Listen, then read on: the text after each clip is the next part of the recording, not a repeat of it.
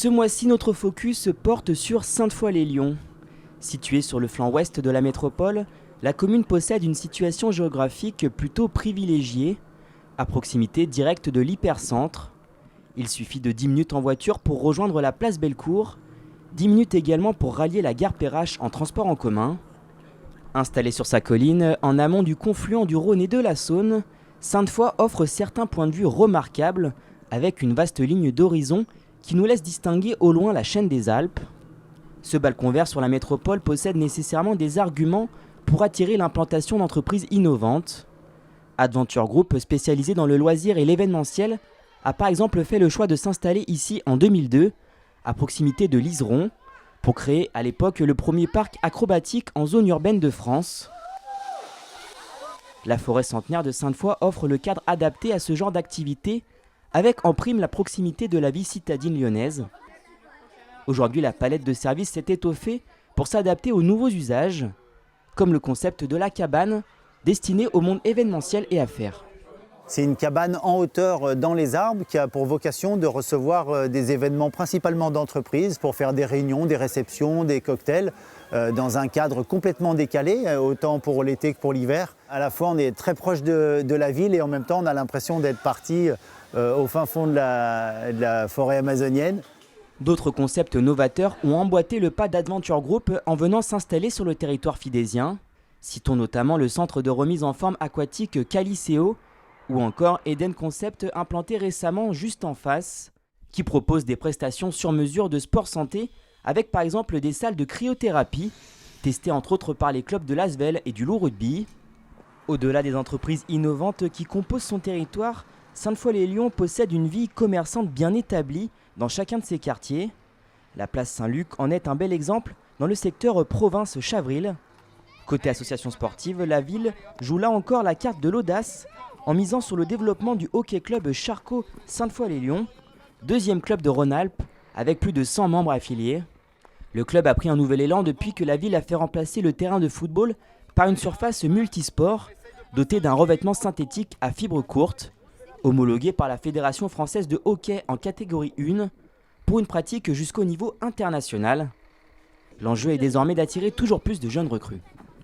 C'est un sport qui est assez méconnu en France. Le salarié du club fait des interventions dans les écoles pour faire découvrir le sport aux plus jeunes et les attirer au club pour en faire des compétiteurs. Donc là, on a les moins de 12 ans là, qui s'entraînent, qui sont assez nombreux, qui sont quasiment tous issus d'écoles du secteur. C'est une vraie réussite et c'est des choses qu'on continue à développer puisque l'année prochaine, on va ouvrir des nouvelles classes encore dans d'autres écoles. Si vous aimez les activités originales, comptez également sur le Cube d'eau. Le nouvel équipement municipal propose en effet du tir sur cible subaquatique. L'ancienne piscine, quant à elle, a été réutilisée à des fins plus culturelles, en octobre dernier, en accueillant une exposition d'art contemporain consacrée à Don Quichotte. Beaucoup de lieux aujourd'hui tout à fait décalés peuvent servir de lieux de culture et avoir une nouvelle vie. Vous l'aurez compris, la ville de Sainte-Foy aime s'investir dans des projets qui sortent de l'ordinaire, a fortiori lorsqu'il s'agit de culture.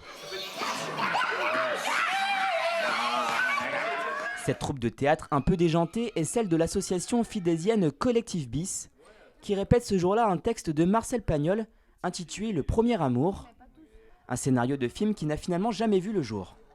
C'est dans une tribu préhistorique et Marcel Pagnol imagine ça sous forme de fable, une sorte de conte poétique. Dans notre démarche artistique, ce qui est peut-être un petit peu particulier, c'est le fait de faire du théâtre à partir de pas grand-chose. C'est surtout des corps qui sont assemblés dans l'espace et des paroles. On travaille beaucoup le texte et l'engagement physique. Le collectif Bis aime prendre des risques en allant par exemple directement à la rencontre des habitants.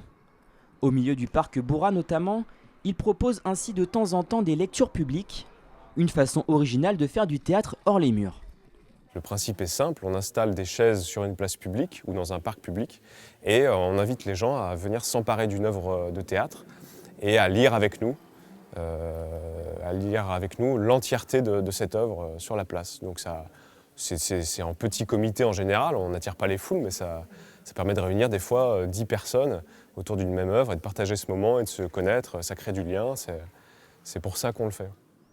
Entre espace culturel et espace vert, la frontière est parfois poreuse à Sainte-Foy-les-Lyons.